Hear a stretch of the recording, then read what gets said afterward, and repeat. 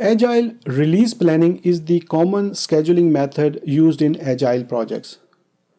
Think of it as a high-level timeline of when product components will be released to the users or customers. Now, if you think about releasing components of the product to the customer, there has to be a plan that needs to be followed.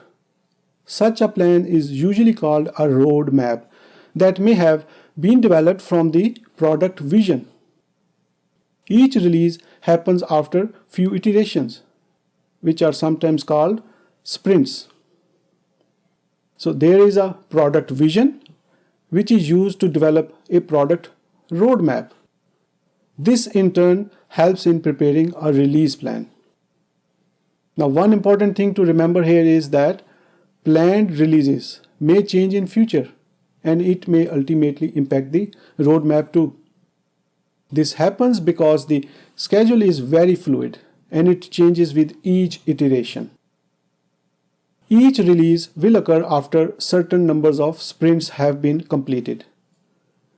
The objective of the set of sprints before a release is to create a shippable product, which is something that is useful for the user or customer.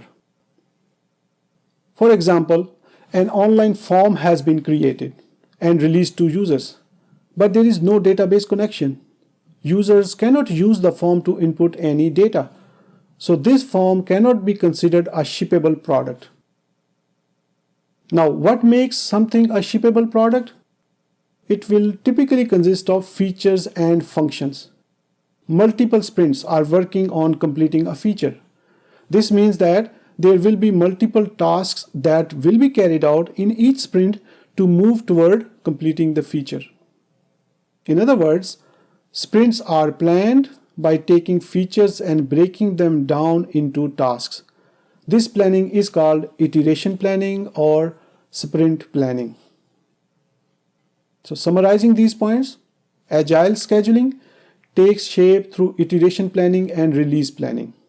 The number of iterations in a release is set at the start, but it changes based on how the features are being developed.